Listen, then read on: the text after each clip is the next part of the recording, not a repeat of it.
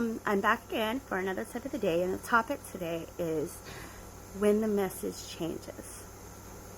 There's a certain point in the cult that I was in where I found that the message changed from something I followed to something I wasn't comfortable following. And this is where things started to get difficult for me there, because I've always been a person that can, even as a young girl, see something wrong or see somebody's being treated badly, and I can't shut up about it, which is why we're here now. But the moment for me was I moved into a ministry house as a high schooler. And in the high school group, it's not as controlling, and a lot of the red flags of the control really come out in ministry houses. It is a expedited experience in their cult of all of pretty much the worst that they do. And a special place where people are treated very badly in those houses. And I moved into one in high school. And the first weird, I don't know if it's the first weird thing, but it's the first, I don't like this. I can't have this. This is bad. This is wrong.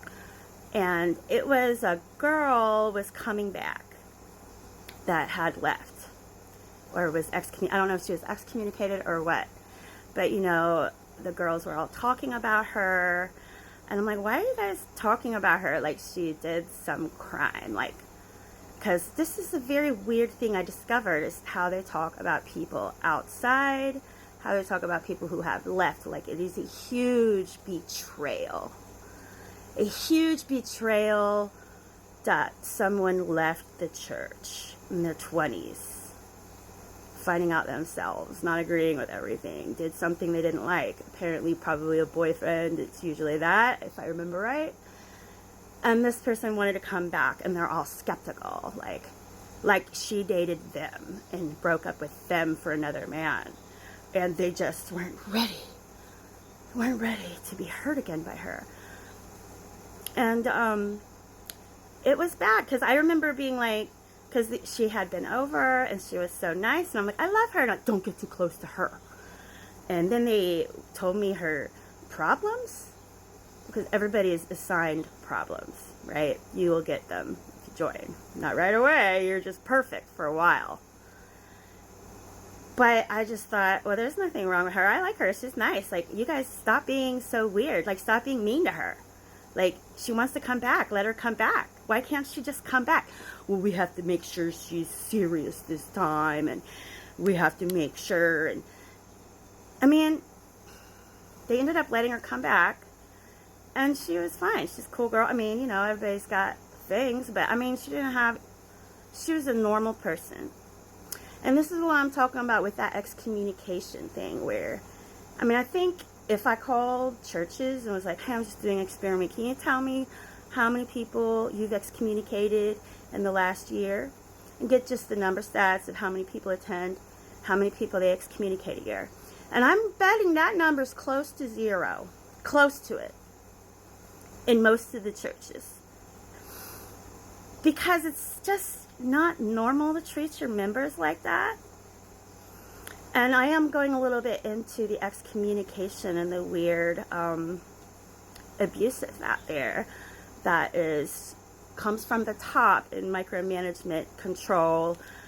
And overall, I feel like the founding family is afraid if they get certain people in there that they consider to be divisive, which really just means they don't agree with the McCallum family. I would say they have a very rigid plan for everybody's life in their cult, which makes it a cult. But the rigid planning and all of that, it comes down to I pick who is in my kingdom. And I don't want anyone in my kingdom that might change how I like my kingdom to be. And so that's what I think excommunication really is about when it comes down to it there. And when you are in a group, any group, even if it's like your sports game group, I don't care, anything can become weird. And when it does, don't ignore that, because I did. I mean, I fought it for a while, but, you know, they were older than me, and I'm just like, overall, I never really, I feel like a lot of the excommunications that I sat through, it's like I remember so many horrible excommunications where I sat as a teenager and listened to adults tell the whole room of 30 people, so if you're lucky, their sexual details. I'm talking, you know, 20-year-old kids telling 30 people, not just I got into sexual sin, but I went down on her and I mean, it has to be very detailed. It can't just be we got into sexual sin and be respectful. There's always a voyeuristic thing, and most excommunications come down to some kind of sexual thing. Sometimes they will do it for, you know, substance abuse that might be out of control, or anything, you know, you could be divisive. It could just be that. But usually it's a show. Like, I couldn't believe what I was hearing. And overall, I've blocked that out because I feel like it was traumatic for me. So it's like I can't remember exactly which people. There's one I remember of a LGBTQ boy, very young. And that was probably the most horrific because, I mean, it was huge. It was so huge. I mean, maybe 100 people? I don't know.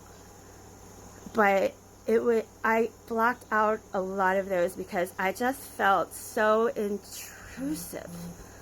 And I'm an empath, and I just couldn't help but feel like the person in that chair that was being humiliated.